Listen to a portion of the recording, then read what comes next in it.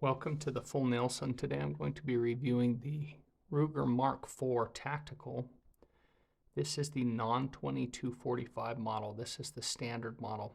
There's a reason why I went with this model, and it's because the 2245 model, which I owned one, 2245 lightweight or ultralight or whatever they call them, they have a Palmer handle, and I did not care for that Palmer. I wish they would make a 2245 model that had an aluminum handle, and I would absolutely purchase one of those.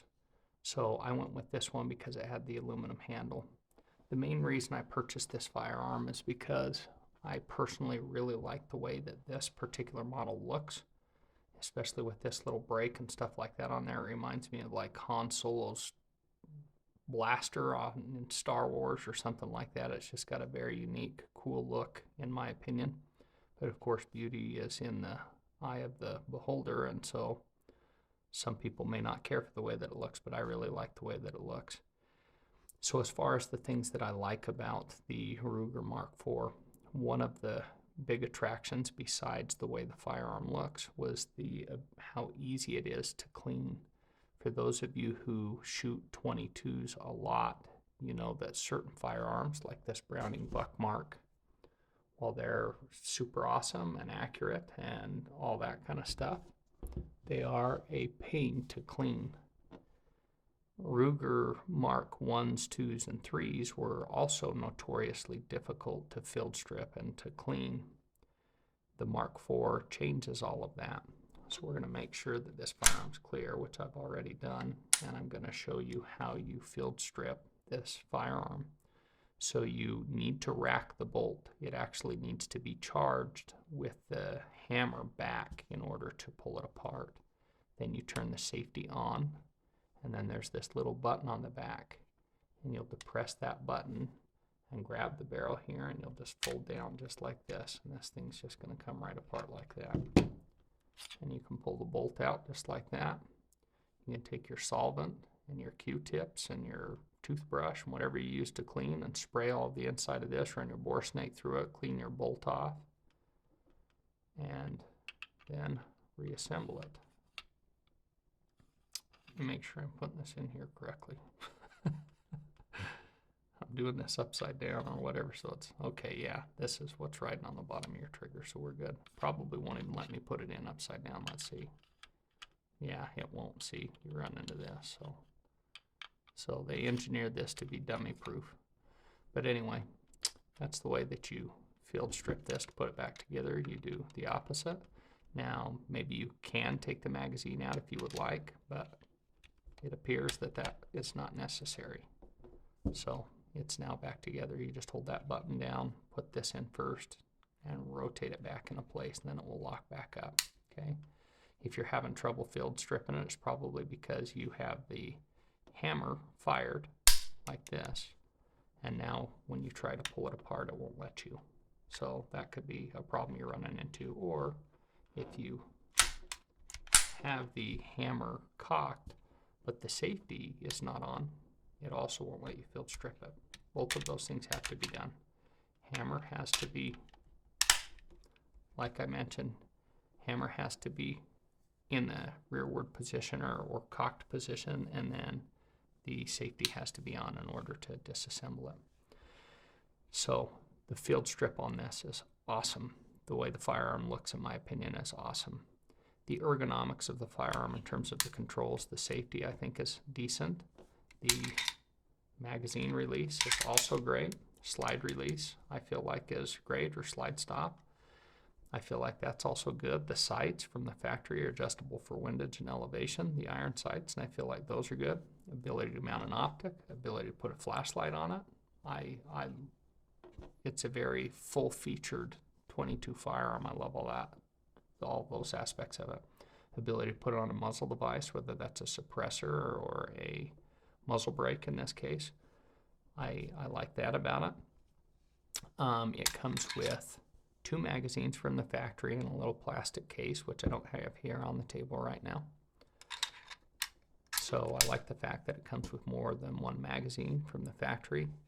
The price of these, if you can find them for the normal retail price. Maybe that's changed.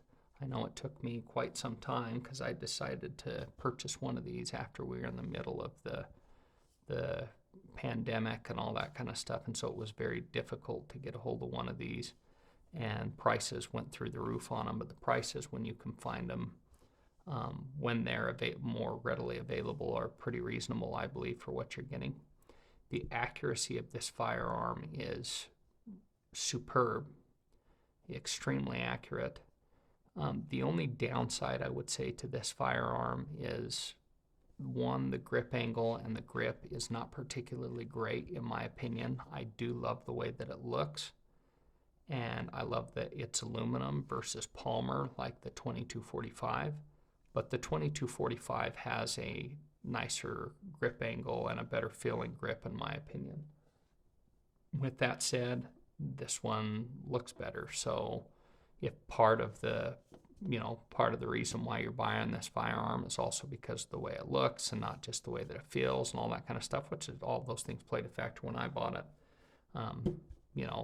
that may be a trade-off for you. So the way that the grip feels, in my opinion, is not the best. The other aspect of it is the trigger from the factory is not sufficient, in my opinion. This firearm is capable of extraordinary accuracy, but it's very difficult to get the best out of it with the stock trigger. So I have a Volquartsen trigger in this 22, which is superb. Anyway, so I think that does it as far as the things that I like and dislike about it. Overall, I think it's an excellent firearm. You can't go wrong with it. Oh, now that I flipped it over, I remember one other thing that I didn't like about it. As it comes from the factory, it has a safety, an ambidextrous safety switch, if I remember correctly. And when the safety is in the downward position, if you hold your finger here outside the trigger when you're not firing, I found that safety, whenever it would ride underneath my finger, it just really irritated me.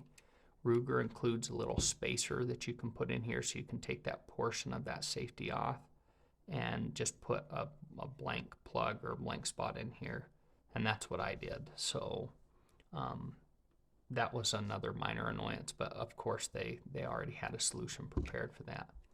Anyway, I know you can get some Volquartsen rubber grips for it, and I think that would help a lot in terms of making it more comfortable, but I think they detract from the aesthetic of it, in my opinion. I like this Ruger badge on here, this red Ruger badge on this black firearm, and the way the grips and everything look, and that big, bulky Target Volquartsen grips, while they may make it more comfortable, I'm not using this for competition. It's just a range toy for me, so I didn't want to spend the money on that for something that, like I said, I felt like would harm the aesthetics of it.